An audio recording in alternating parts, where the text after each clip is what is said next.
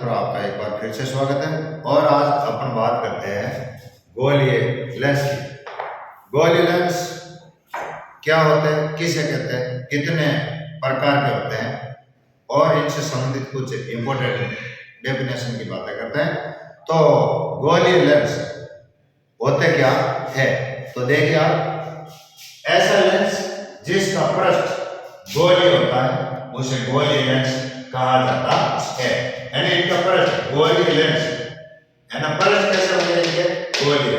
और लेंस में कम से कम दो पृष्ठ होते हैं, यानी लेंस के अंदर पृष्ठ कितने होते हैं, दो।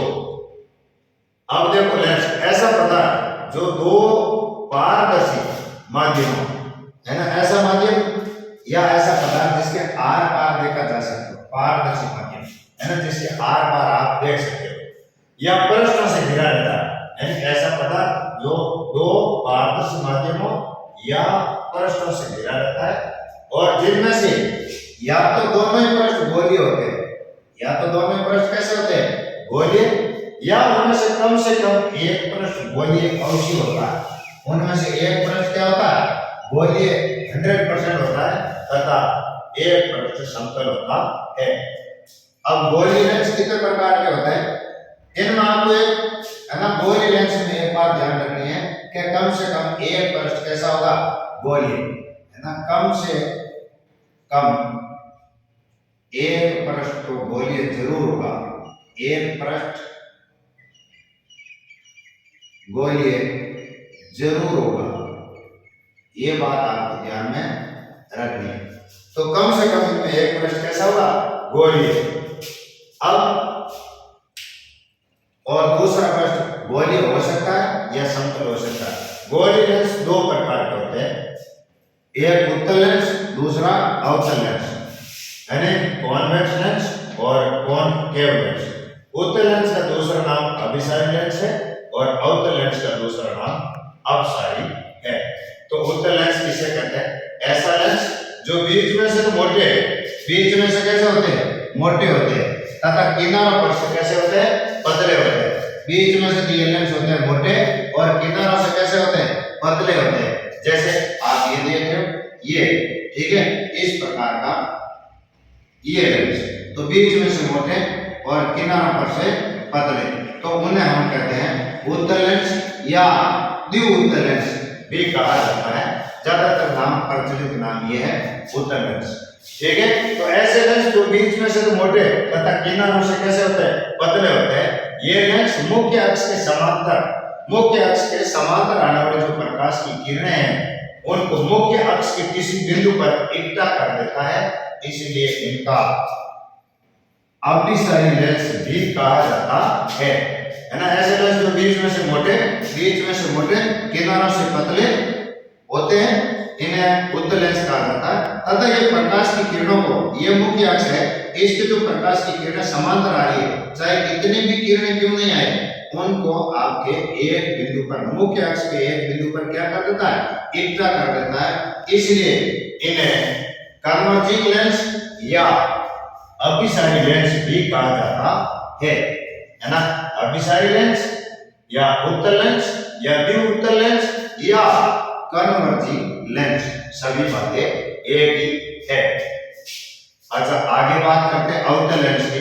तो ये लेंस क्या होते हैं, बीच में से तो क्या होते हैं, पतले होते हैं, ये जैसे ये, है ना, ये लेंस बीच में से पतले और किनारों पर से क्या होते हैं, मोटे होते हैं। ये रहे इसके किनारे, ठीक है, ये तो किनारों पर से है मोटे और बीच में से पतले, और भी पतला हो सकता है ये, ठीक है। तो ये लेंस बीच में से पतले और किनारों पर से क्या होते हैं, मोटे, और इन्हें अवतल लेंस कहा जाता है।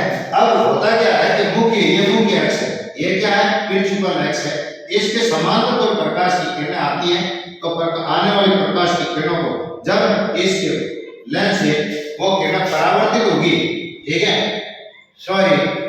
अपवर्तित होगी, तो अपवर्तन के बाद में ये किरणें फैल जाती है, डाइवर्ज हो जाती है, इसलिए इस लेंस का दूसरा नाम डाइवर्जिंग लेंस भी है। इस लेंस को क्या कहा जाता है, डाइवर्जिंग लेंस, या इसका हिंदी नाम है अपसारी लेंस भी कहा जाता है। आगे अपन बात करते हैं कुछ महत्वपूर्ण लेंसों से संबंधित परिभाषाओं। अब अपन बात करते हैं गोलीय लेंसों से संबंधित जो महत्वपूर्ण परिभाषा है, some important definition from the spherical lenses. उसमें पहली है वक्रता केंद्र, सेंटर ऑफ कर्वेचर। उसमें सेंटर ऑफ कर्वेचर या वक्रता केंद्र किसे कहते हैं? तो जो गोलीय लेंस जिस खोखले गोले का भाग होता है, जो खोखले गोला का केंद्र होता है, उसे ही अपन गोलीय लेंस का वक्रता केंद्र कहते हैं। जैसे मान लिया कि ये एक गोला है, उसका ये भाग है, इधर देखो आप, जो ये गोला है उसका ये कटा हुआ भाग है, ये वाला इधर ये कटा हुआ भाग है, और दूसरा गोला ये है तो इसका कटा हुआ भाग ये है। इन दो कटे हुए भागों से आपके ये बना हुआ है लेंस, उत्तल लेंस। तो ये आपके ये किस गोले का भाग है? ये है टक टक टक टक टक करते हुए आपके इसका। तो ये इसका जो ये गोला प्रथम गोला है उसका केंद्र इसका C1 और दूसरा गोला ये है, ठीक है, तो इसका केंद्र क्या कहलाता है? C2। तो आपके वक्रता केंद्र अर्थात लेंस के अंदर दो वक्रता केंद्र होते हैं, क्योंकि लेंस में दो पृष्ठ होते हैं और वो दो गोलों को काट कर बनाए जाते हैं, इसलिए इसके अंदर केंद्र कितने होते हैं? दो, और एक को C1 कहते हैं और दूसरे को C2 कहते हैं। ये उत्तल लेंस है। अब अवतल की बात करें तो अवतल में क्या होता है कि ये जो पहला पृष्ठ है इस गोले का भाग है, तो इसका जो केंद्र है वही इसका कहलाता है वक्रता केंद्र, और इसे C1 कहते हैं। ये जो इसका दूसरा पृष्ठ है वो इस दूसरे गोले का भाग है, तो इसका जो केंद्र है, इस खोखले गोले का जो केंद्र है उसे अपन इस जो अवतल लेंस है उसका वक्रता केंद्र, सेकंड वक्रता केंद्र या C2 कहते हैं। तो गोलीय लेंस जिस खोखले गोले का भाग है उस गोले का जो केंद्र होता है उसे ही लेंस का वक्रता केंद्र कहते हैं। इसमें दो वक्रता केंद्र होते हैं और यह C1 और C2 वक्रता केंद्र है, ये और ये, ठीक है। इसके बाद हम बात करते हैं आपके मुख्य अक्ष की। मुख्य अक्ष किसे कहते हैं? तो ये जो दोनों वक्रता केंद्र है C1 और C2 या C1 और C2, तो ये उत्तल के और ये अवतल के। अब ध्यान आपको देना है कि इसका आप इधर से चलते हो तो ये भाग पहले आता है, ये किस गोले का? इस गोले का, इसलिए C1 इस तरफ है, C2 इस तरफ है, और इसमें ये पहला भाग इस गोले का भाग है, इसलिए C1 इसमें इस तरफ है, और ये दूसरा भाग इस गोले का है तो C2 इसका इस तरफ है। अर्थात C1 और C2 उत्तल और अवतल में इधर उधर एक दूसरे के विपरीत है। अब मुख्य अक्ष इन दोनों वक्रता केंद्र को मिलाने वाली जो काल्पनिक रेखा होती है, ये जो काल्पनिक रेखा है इसे आप मुख्य अक्ष के नाम से जानते हो। अर्थात C1 C2 व प्रकाशिक केंद्र से गुजरने वाली जो काल्पनिक रेखा है उसे लेंस की मुख्य अक्ष कहा जाता है। लेंस के वक्रता केंद्रों को मिलाने वाली जो काल्पनिक रेखा है, इमेजिनरी लाइन है, उसे अपन मुख्य अक्ष कहते हैं। यहाँ वास्तव में कोई लाइन है नहीं, अपन कल्पना करते हैं कि इनको मिलाने वाली कोई लाइन होगी और उसे अपन मुख्य अक्ष के नाम से जानते हैं। अर्थात C1 C2 को मिलाने वाली जो सीधी रेखा है उसे ही अपन मुख्य अक्ष या प्रिंसिपल अक्ष कहा जाता है। आगे अपन बात करते हैं प्रकाशिक केंद्र, ऑप्टिकल सेंटर की। तो लेंस का मध्य बिंदु या केंद्रीय बिंदु, ये जो लेंस है इसका ये जो मध्य बिंदु होता है, ये जो लेंस है इसका जो मध्य बिंदु होता है उसे ऑप्टिकल सेंटर या प्रकाशिक केंद्र कहा जाता है, और इसे सामान्यतः O से डिनोटेड किया जाता है। ये आपके लेंस के बीचों बीच का बिंदु है। आगे बात करते हैं द्वारक अपर्चर की बात करते हैं, अपर्चर की बात करते हैं। तो लेंस जो जैसे ये ऐनक है और इस ऐनक का, ठीक है, ये आपके किसी कोई लेंस है और इस लेंस का जो प्रभावी व्यास होता है उसे ही अपन इसका, ये लेंस गोलाकार है तो इसका जो प्रभावी व्यास है उस व्यास को ही अपन क्या कहा जाता है? लेंस के प्रभावी व्यास को ही द्वारक कहा जाता है।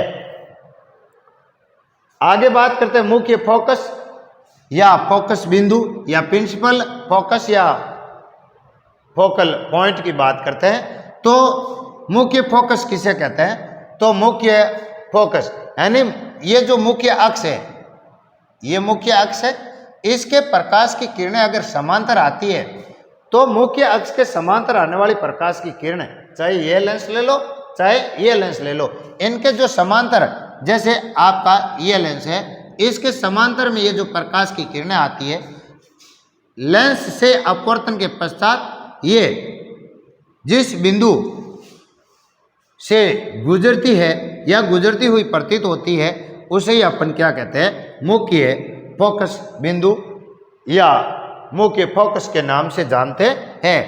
अब ध्यान ये रखना कि समांतर आने वाली किरणें जिस बिंदु से गुजरती है, मुख्य अक्ष पर, मुख्य अक्ष के जिस बिंदु से गुजरती या गुजरती हुई प्रतीत होती है उसे अपन एफ यानी मुख्य फोकस या फोकस बिंदु कहते हैं और इसे सामान्यतः एफ से डिनोटेड किया जाता है। तो लेंस की मुख्य अक्ष के समांतर आने वाली प्रकाश की किरणें लेंस के अपवर्तन के पश्चात मुख्य अक्ष के जिस बिंदु पर मिलती है या मिलती हुई प्रतीत होती है, मुख्य फोकस बिंदु कहलाता है। और फोकस बिंदु भी लेंस में दो प्रकार के होते हैं, एक प्रथम फोकस बिंदु जिसको F1 कहते हैं और दूसरा द्वितीय फोकस बिंदु जिसे F2 के नाम से जानते हैं। अब प्रथम फोकस बिंदु क्या होता है, तो आप यहाँ देखो, यह बना रखा है, जैसे ये उत्तल लेंस है और ये आपका अवतल लेंस है। अगर आपके है ना प्रकाश की किरणें, ये किरणें आ रही है और लेंस से अपवर्तन के पश्चात यानी प्रकाश की किरणें अगर मुख्य अक्ष के जिस बिंदु से आती है और अपवर्तन के पश्चात मुख्य अक्ष के समांतर हो जाती है, तो जिस बिंदु से आती है उसे हम मुख्य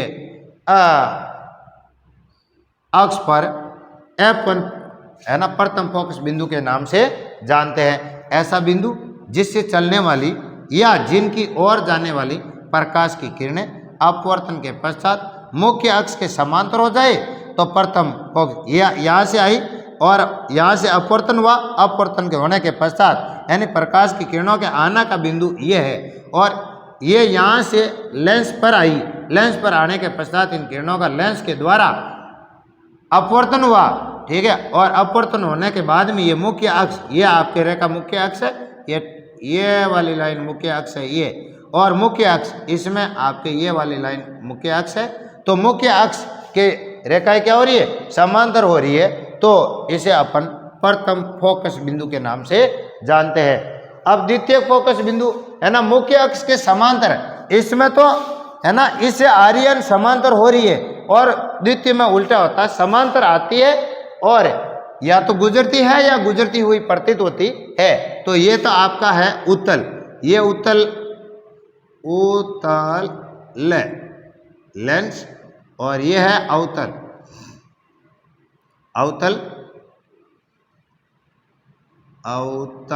लेंस। तो इसमें है ना अवतल लेंस में मुख्य अक्ष के समांतर आने वाली प्रकाश की किरणें मुख्य लेंस के अपवर्तन के पश्चात मुख्य अक्ष के जिस बिंदु से गुजरती है उस बिंदु को ही आपके सेकंड फोकस कहते हैं या द्वितीय फोकस बिंदु कहा जाता है। इसमें समांतर आई तो ये तो प्रकाश की किरणों को इकट्ठा करता है, कन्वर्ज करता है और ये प्रकाश की किरणों को डाइवर्ज करता है। तो एक बिंदु पर मिलती नहीं है तो हम इन्हीं किरणों को पीछे है ना समांतर आई तो फैला देता है किरणों को, तो हम पीछे इन किरणों को मिलाते हैं तो आप ऐसा प्रतीत होता है कि ये किरणें किसी बिंदु पर मिलती है और जिस बिंदु पर मिलती हुई प्रतीत होती है उसे ही अपन सेकेंड फोकस कहा जाता है। अब प्रथम फोकस और द्वितीय फोकस बिंदु दोनों में महत्वपूर्ण ये है, ठीक है, ये कम महत्वपूर्ण है और परीक्षा की दृष्टि से ये बहुत ज़्यादा महत्वपूर्ण है। अब बात करते हैं फोकस दूरी की। तो प्रकाशिक केंद्र है ना ऑप्टिकल सेंटर, ये रहा ऑप्टिकल सेंटर, ठीक है, लेंस का मध्य बिंदु या बीच का ये बीच का बिंदु प्रकाशिक केंद्र कहलाता है और सभी की सभी दूरियां प्रकाशिक केंद्र यानी ऑप्टिकल सेंटर से मापी जाती है। तो आपके फोकस दूरी, ठीक है, प्रकाशिक केंद्र और फोकस बिंदु तक की दूरी, फोकस बिंदु यानी या ठीक है, ये भी फोकस बिंदु, ये भी फोकस बिंदु और इसमें आपके इस तरफ वाला ये रहा F1 तो यहाँ F1 होगा और यहाँ F2 होगा और इसमें उल्टा होता है, इस तरफ F2 इस तरफ है और F1 इस तरफ है। यानी मैं आपको डिनोटेट करके दिखाऊं तो इधर ध्यान दीजिए, इसके अंदर यहाँ आपके F1 और यहाँ है आपके F2, और इसमें उल्टा है, क्या इस तरफ F2 होता है, इस तरफ F2, और इस तरफ क्या होता है F1, इसका उल्टा होता है, हर चीज इसकी विपरीत है। तो ये ज्यादा इंपॉर्टेंट है। फोकस दूरी, तो प्रकाशी केंद्र O और F तक की जो दूरी होती है, O से F यानी ऑप्टिकल सेंटर से फोकस बिंदु तक की दूरी, चाहे प्रथम ले लो चाहे द्वितीय ले लो, वहां तक की दूरी को फोकस दूरी कहा जाता है, स्मॉल f से लिखा जाता है। और ये भी दो प्रकार की होती है, F1 और F2, यानी F1 से O तक की दूरी को F1 कहेंगे और F2 से O तक की दूरी को F2 कहेंगे। अच्छा, उसके बाद हम बात करते हैं फोकस तल, है ना। फोकस तल एक ऐसा प्लेन है जो मुख्य अक्ष के तो लंबवत होता है और फोकस बिंदु से गुजरता है। मुख्य अक्ष के लंबवत, ये मुख्य अक्ष है तो इसके लंबवत ऐसे, ये मुख्य अक्ष तो इसके लंबवत, इसमें ये मुख्य अक्ष तो इसके लंबवत, और गुजरता कहाँ से है, F1 व F2 से। F1 से गुजरता है तो उसे अपन, ठीक है, प्रथम फोकस तल कहते हैं, और F2 से गुजरता है तो उसे अपन द्वितीय फोकस तल कहा जाता है। तो फोकस तल भी दो प्रकार के, फोकस दूरी भी दो प्रकार की, ठीक है, फोकस बिंदु भी दो प्रकार का, द्वारक केवल एक ही प्रकार का है, और ऑप्टिकल सेंटर एक ही प्रकार का है। बाकी C1 C2 है ना, वक्रता केंद्र भी दो प्रकार का। आगे बात करते हैं वक्रता त्रिज्या की, ठीक है। तो फोकस तल है ना, उससे पहले देखते हैं, एक बार परिभाषा बता देते हैं आपको। फोकस तल की मुख्य अक्ष के लंबवत व फोकस बिंदु से होकर गुजरने वाला तल काल्पनिक तल है जो फोकस तल कहलाता है। फोकस तल भी दो प्रकार के, प्रथम फोकस तल और तो मुख्य अक्ष के लंबवत व फोकस बिंदु से होकर गुजरने वाला तल फोकस तल कहलाता है। फोकस तल भी दो प्रकार के होते हैं, प्रथम फोकस तल व द्वितीय फोकस तल। यानी प्रथम फोकस तल F1 से और मुख्य अक्ष के लंबवत गुजरने वाला, इसको प्रथम, और मुख्य अक्ष के लंबवत और F2 से गुजरने वाले को द्वितीय फोकस तल कहा जाता है। इसमें भी यही चीज समान है। वक्रता त्रिज्या की बात करते हैं, इसे कैपिटल R से डिनोटेट किया जाता है। और प्रकाशी केंद्र ये रहा प्रकाशी केंद्र, इधर देखो ये रहा O और C2, तो यहाँ से यहाँ तक की दूरी को आपके कहते हैं। तो प्रकाशी केंद्र से वक्रता केंद्र तक की दूरी को वक्रता त्रिज्या कहते हैं। और